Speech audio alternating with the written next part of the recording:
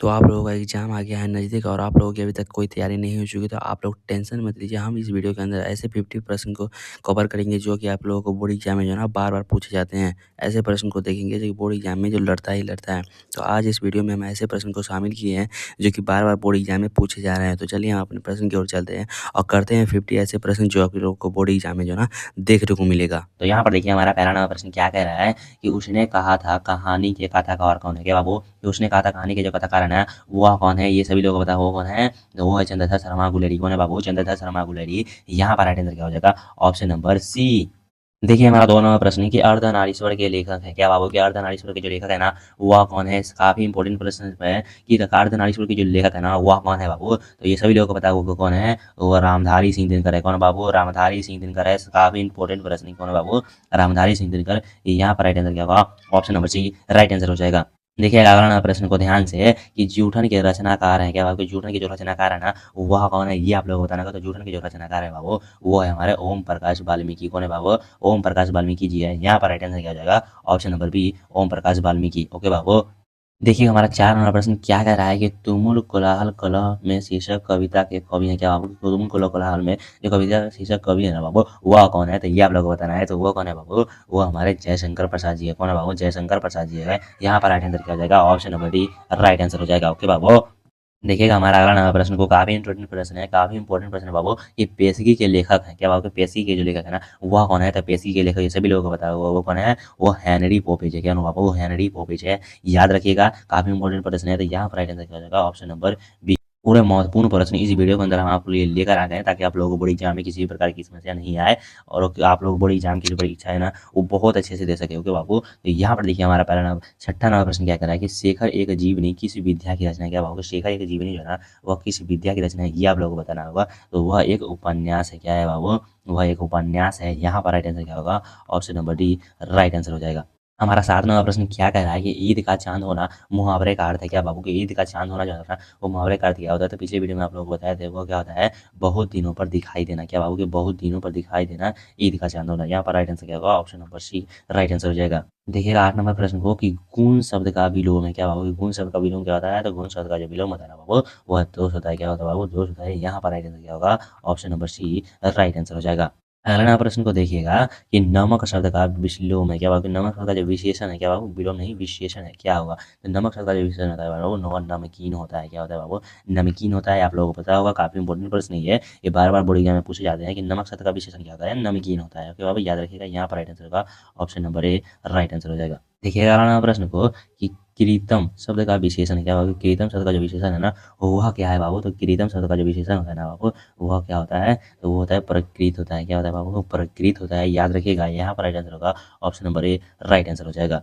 देखिएगा हमारे 11 प्रश्न को कि गिरा हुआ के लिए एक शब्द है। क्या बाबू? कि गिरा के लिए जो एक शब्द है ना वो हम क्या बोल सकते हैं? जो गिर गया है उसके लिए हमको एक शब्द बोलाना है तो उसके बोलते हैं बाबू पतिति। क्या बोलते हैं बाबू?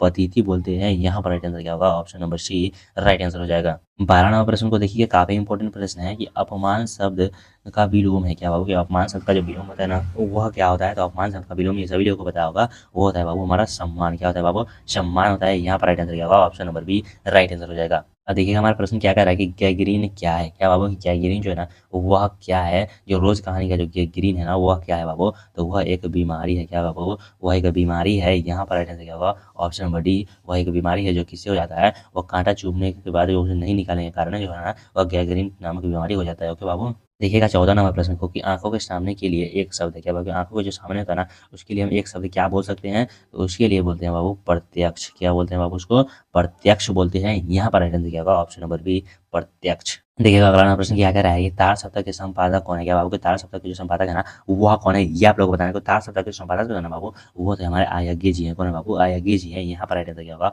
Option number D right answer हो जाएगा। देखिएगा 16 नंबर प्रश्न को कि बातचीत शीर्षक निबंध के निबंधकार हैं। क्या होगा? बातचीत शीर्षक निबंध के जो निबंधकार है ना वह कौन है? तो बातचीत किसने लिखा था? ये सभी लोगों को पता होगा वो लिखे हुए हैं हमारे बाल कृष्ण भट्ट जी। कौन लिखे हुआ है? वो बाल कृष्ण भट्ट जी। यहाँ पर राइट आंसर क्या होगा? Option number D right answer हो जाएगा। देखिएगा हमारा अगला नंबर प्रश्न क्या कह रहा है कि कवितावली क्या बाबू, कवितावली का रचनाकार है, कवितावली के जो रचनाकार है ना वह कौन है? तो कवितावली किसने लिखा था बाबू? तो वो लिखे हुए हैं हमारे तुलसीदास जी। कौन लिखे हुए बाबू? तुलसीदास जी लिखे हुए हैं। याद रखिएगा काफी इंपॉर्टेंट प्रश्न है, तो यहाँ पर राइट आंसर क्या होगा? Option number B right answer हो जाएगा। सारे प्रश्न है ना बाबू बोर्ड एग्जाम से रिलेटेड प्रश्न है, पूरा बुक का निचोड़ प्रश्न इस वीडियो के अंदर लेकर आ गया ताकि आप लोगों को बोर्ड एग्जाम में समस्या जो है नहीं आए।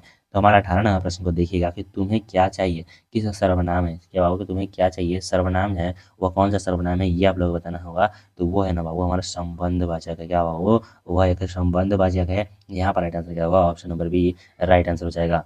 देखिएगा 19 नंबर प्रश्न को कि जाति शब्द का विशेषण क्या होगा? कि जाति शब्द का जो विशेषण होता है ना वह क्या होता है? ये प्रश्न तो हम लोग नोट कर ही लीजिएगा क्योंकि ये प्रश्न जो है ना बाबू बहुत भी आया है कि जाति शब्द का विशेषण क्या होता है? तो वो होता है बाबू जातीय। क्या होता है बाबू? जातीय होता है। यहाँ पर राइट आंसर क्या हो जाएगा? Option number A right answer हो जाएगा। देखिएगा 20 नंबर प्रश्न को ध्यान से कि आलस का विशेषण क्या होगा? कि आलस शब्द जो होता है ना उसका विशेषण क्या होता है ये आप लोगों को बताना। तो आलस शब्द का जो विशेषण होता है ना बाबू वो होता है आलसी। क्या होता है बाबू? आलसी होता है। याद रखिएगा यहाँ पर राइट आंसर क्या होगा? Option number C. देखिएगा 18 नंबर प्रश्न को ध्यान से कि यथा समय कौन समास है? क्या होगा? यथा समय कौन सा जो समास है ये आप लोगों को बताना होगा। तो वो कौन सा समास है? वह एक अव्ययी भाव समास है। क्या होगा? वो अव्ययी भाव समास है। यहाँ पर राइट आंसर होगा ऑप्शन नंबर सी। देखिएगा 22 नंबर प्रश्न को कि निम्न में से सूरदास की कृति है। क्या होगा? निम्न में से सूरदास की जो कृति है वह कौन है? तो ये सभी लोगों को पता है वो कौन है बाबू? प्रेम मख्यान काव्य। क्या होगा? प्रेम मख्यान काव्य जो है ना वह सूरदास जी द्वारा लिखा गया है। यहाँ पर राइट आंसर क्या होगा? Option number C right answer हो जाएगा। देखिएगा 23 नंबर प्रश्न को ध्यान से, काफी इंपॉर्टेंट प्रश्न है कि निम्न में से सूरदास की कृति है। निम्न में से जो है ना बाबू वह सूरदास की जो कृति है वह कौन है? तो सूरदास की कृति कौन है बाबू? वह सूरदास है। क्या बाबू? Option number A right answer हो जाएगा। ओके बाबू।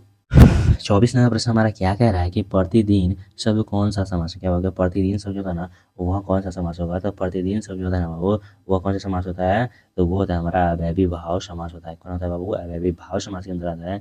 यहाँ पर राइट आंसर होगा option number A right answer हो जाएगा।